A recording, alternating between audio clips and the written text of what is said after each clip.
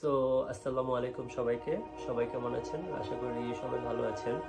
So আমাদের যার যার জায়গা থেকে আমরা সবাই খুব ভালো আছি অ্যান্ড দোয়া করি সবাই যেন ভালো থাকে।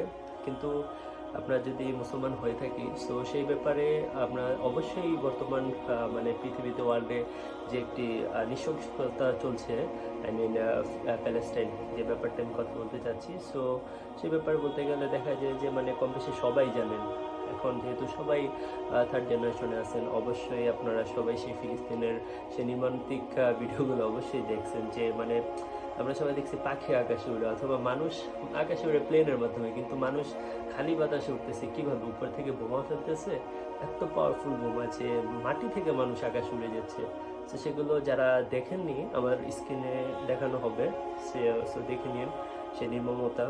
সো যাই হোক, আর এই প্যালেস্টাইন অ্যান্ড ইহুদি জাতির যে যুদ্ধটা, আই মিন ইসরায়েল অনেক আগে থেকে নিষিদ্ধ জাতি। সেটা মুসলিমদের জন্য, মুসলিম বাদেও ওদের কোনো জাতি পছন্দ করে না, হিন্দু বৌদ্ধ মানে কেউই না। কারণ ওরা ওইরকমই আর কি, মানে একটা বেইমান বেইমান জাতি, যা যত কিছু বলবেন ততই কম। সো অনেক আমাদের দেশ থেকে প্রায় পাসপোর্টে লেখা থাকতো যে ইসরায়েল বাদে সব দেশে ঘুরতে পারবেন, কিন্তু এখন দেওয়া হয়েছে জানি না কি প্রতিবন্ধকতার কারণে। কারণ ওদের পণ্য, কারণ দেখেন ওদের পণ্য যেগুলো আছে, তো সেগুলো আমাদের চারপাশে এমনভাবে ঘিরে আছে যে আপনি চাইলেও বয়কট করতে পারবেন না। সব ভিডিওতে অ্যাকচুয়ালি পণ্য বয়কট করার জন্য বলি না, কিন্তু অ্যাকচুয়ালি ভাবতে গেলে অনেক কিছু। সবাই বলে বয়কট করুন বয়কট করুন, কিন্তু আপনি চাইলেই পারবেন না।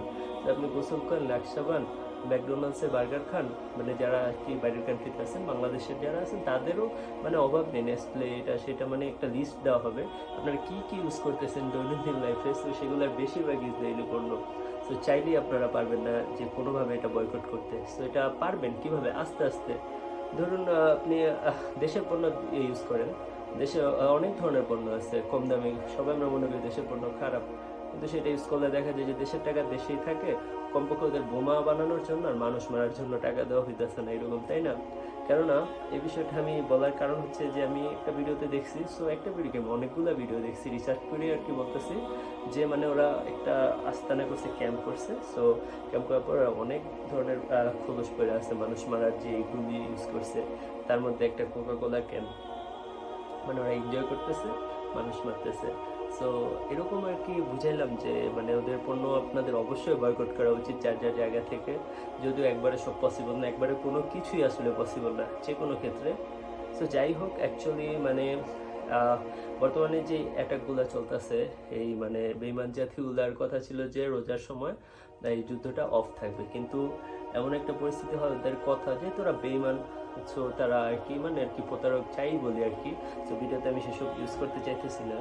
সো যারা মানে রোজার মধ্যে তারা সেই যে ওয়াদাটা করছে ভঙ্গ করছে, সো ওদের এটা হ্যাবিট ফিলিস্তিনে অ্যাটাক করে। সো এটা নর্মাল অ্যাটাক না, আগের অ্যাটাক থেকে আরও ভয়াবহ অ্যাটাক। সো নেতানিয়াহু আর যারা যারা আছে লিডার ওদের, ঠিক আছে, সো তারা এই কাজগুলো করতেছে। And I don't know that আরব কান্ট্রিগুলো কেন এগিয়ে আসতেছে না। সো এই বিষয়ে আমার কিছু বলার নাই, কারণ আমি একজন ছোট্ট একটা মানুষ। সো আপনারা সবাই ছোট্ট একটা মানুষ, তেমন কেউই কিছু না হবরি। সো কিন্তু যার যার জায়গা থেকে আপনারা অনেক কিছুই করতে পারবেন, সো সেগুলোই করেন। যেমন এখন ঘরে বসে মনে হইতেছে যে আমি যদি পারতাম যুদ্ধে যেয়ে যুদ্ধ করতাম, সো এটা আসলে অ্যাকচুয়ালি পসিবল না। হয়তো আগে ছিল যে এক দেশ থেকে আরেক দেশে যুদ্ধ করতে চলে যেত যুবকেরা, সো আপনি চাইলেই পারবেন না। যেমন আমারও আল্লাহর রহমতে, কিন্তু মানে পারবো না চাইলে, কারণ এটা অনেক প্রতিবন্ধকতা আছে। একটা দেশের আইন রুলস সব কিছু এখন চেঞ্জ হয়ে গেছে, যেটাই বললাম একটু আগে, থার্ড জেনারেশন ওয়ার্ল্ড। সো একমাত্র যারা ওই রকম সোলজার্স আছে তারাই পারে, তাই না?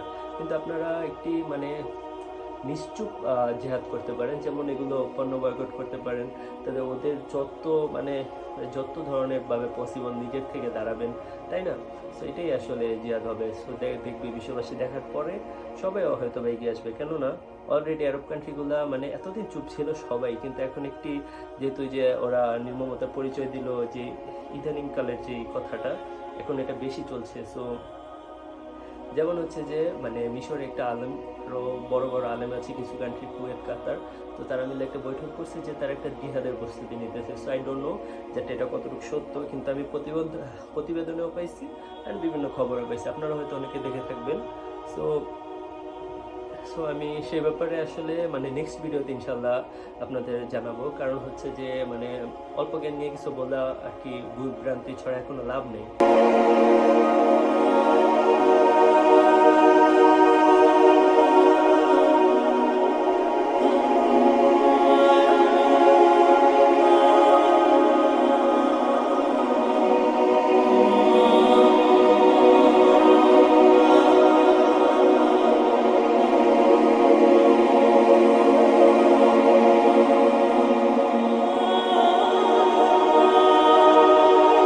যাই হোক, এই ছিল আজকের কথাগুলো।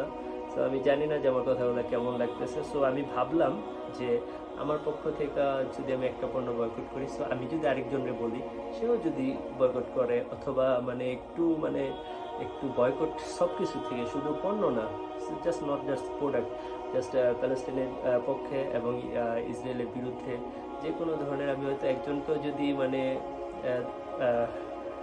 আপনাদের উৎসাহ করতে পারি, সো সেটা আমার জন্য মানে একটা জিত হবে। সো আপনারাও আপনাদের দিক থেকে সবাইকে বলবেন, অবশ্যই মানে গাজার পক্ষ থেকে কথা বলবেন, তাই না? সো এটাই, যার কারণে আমরা সবশেষে একটা মুসলিম জাতি, আর মুসলিম বাদ দিয়েও হলেও আমরা একটা মানব জাতি। সো সবারই উচিত এই বিষয়ে এক হওয়া। সো যাই হোক, আসসালামু আলাইকুম, ভালো থাকবেন সবাই। নেক্সট ভিডিওতে আপনাদের সেই যুদ্ধর মানে কি, জিহাদের কি প্রস্তুতি চলছে, কি আসে বিষয়ে জানাবো। তো আসলে এটা আপনারা এমনিতেও জানতে পারবেন সবাই। তারপর মানে আমি এক ভিডিওতে সব তুলে ধরলাম আসলে, যে কেননা মানে অনেকে আসতে যে এত সময় পায় না হয়তো, বা যে হয়তো ভিডিও দেখে অনেক কিছু জানতে পারবে। কারণ আমি আমার এটা মানে আমার নিজের কোনো কথা বলি নাই, আমি অ্যাকচুয়ালি এসে মানে কি ঘটতেছে এগুলোর উপর থেকে একটা ভিডিও বানিয়ে আপনাদের কাছে প্রকাশ করলাম। That's it. আল্লাহ হাফেজ।